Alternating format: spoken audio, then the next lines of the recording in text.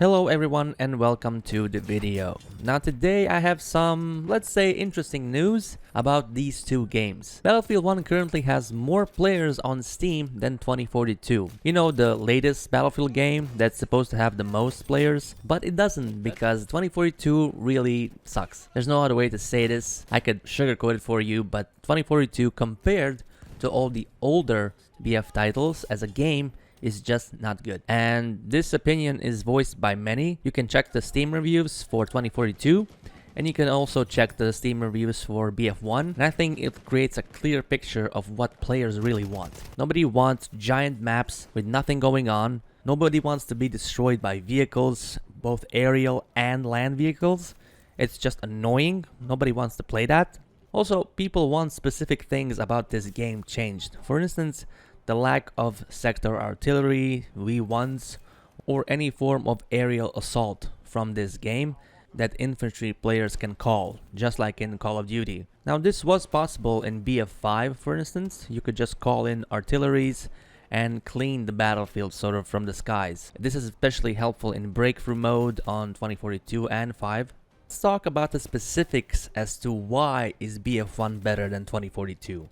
I got a couple of bullet points that I think you will agree on. See, Battlefield 1 offers unique and immersive World War I experience. Also, it has simpler, less tech-reliant gameplay mechanics, which is nice if you don't want to get killed by dogs in 2042 or Boris's equipment. It's very annoying. Also, BF1 has this distinct period-appropriate weapons to master. It's not easy to master these guns that BF1 has. It takes some practice to do it. While at the launch of 2042, you could just zoom people across the map if your aim was on it. There was simply no real bullet drop. It was annoying. Also, BF1 has an amazing story campaign that follows multiple characters. It is mind-boggling that 2042 has no backstory whatsoever. Now, what do we know about the history of the characters that we are playing here? 2042 is set in this near future and presents a fictional world on the brink of chaos. The entire premise of the game is revolving around this global crisis caused by climate change and diminishing resources,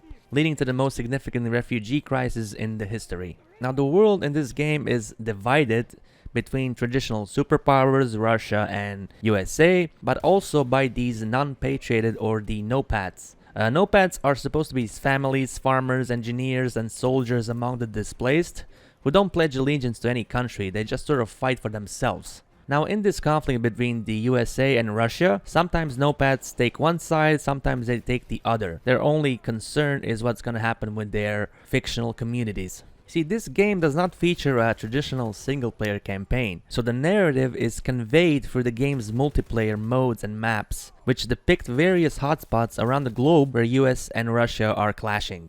And that's about it for the story of this game. I don't want to bore you with the story of 2042 anymore. Let's get to what really matters, the multiplayer experience. Now, there are some things that 2042, I hate to say it, made better in this installment than in previous ones. Now, let's talk about the 128 player count. Some find it a feature, some find it a bug. Personally, I don't like the 128 player count because this game is just too massive to be controlled. There's no way to predict enemy movement. Everything just happens randomly and it sort of kills the fun of this game. The destruction in this game is almost non-existent. I mean, they added some things, but compared to older titles, destruction is really nothing to be mentioned in here. It virtually doesn't exist in 2042. In this game, they also added these, let's call them unique specialists, stolen directly from Call of Duty franchise, who all have specific abilities, specific things that they are good at. But I don't like this specials thing because it creates this hero shooter epidemic that we've been seeing lately in all the major games like Apex and now Battlefield, Call of Duty. They call them operators, but it's all really designed to appeal to more wider audience. What guys from South Park would call it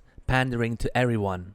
So if you're not into pandering to everyone, maybe you should give this game a try. Battlefield 1 is one of those timeless classics that will be here for a long time, and there are a couple of reasons that you really should try this game before you try BF5 or even BF 2042. You see, Battlefield 1 in its current state has very few to no hackers. Now, you do have to stick to the community games because they are always monitored, always someone watching all the players to make sure no funny business is there. And in the the last 8 years, we really learned, everything we could about hacking in this game. So you can rest easy on community servers knowing that nothing is really going to happen to you. No one's going to be hacking in your lobbies because all of them are being monitored by real people, because that's how dedicated BF1 community is. All the servers that you see, if they have some sort of tag, community tag, clan tag of someone, they're usually monitored and nobody can hack there, simply because the admins who control these servers are just going to ban them. And there are some specific rules on certain servers to make sure that new players don't get stiffed by the veterans. For instance,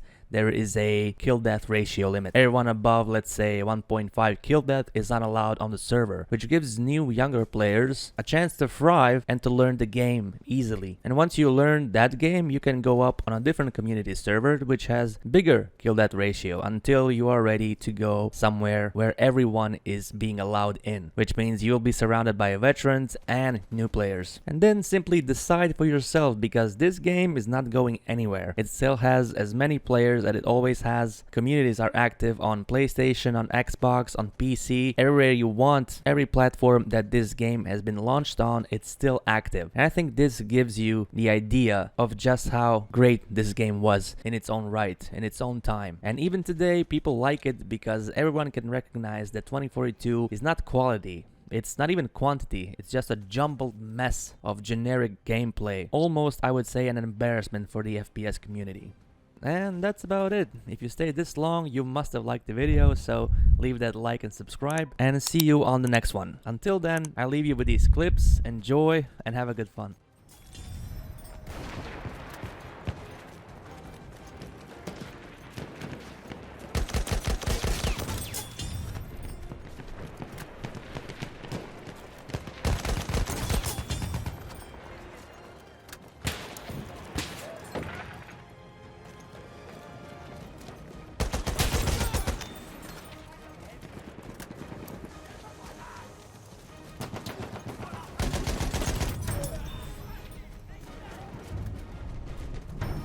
We have taken objective butter.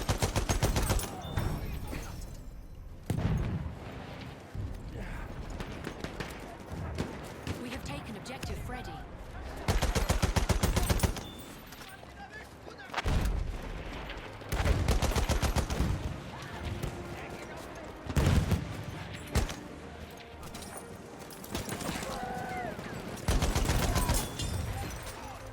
Ich flick dich zusammen.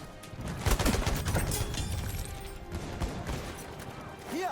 Erste Hilfe für dich!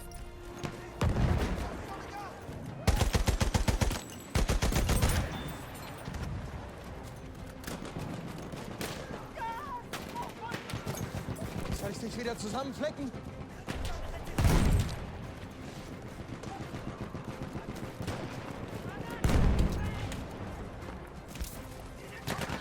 Ich kann dir helfen.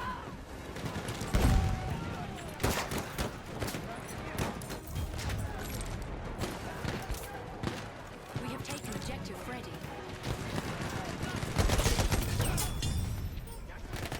Lass mich deine Wunden versorgen.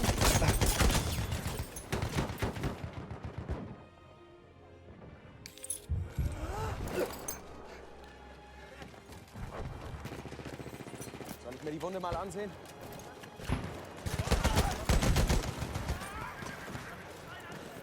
Ich flick dich zusammen.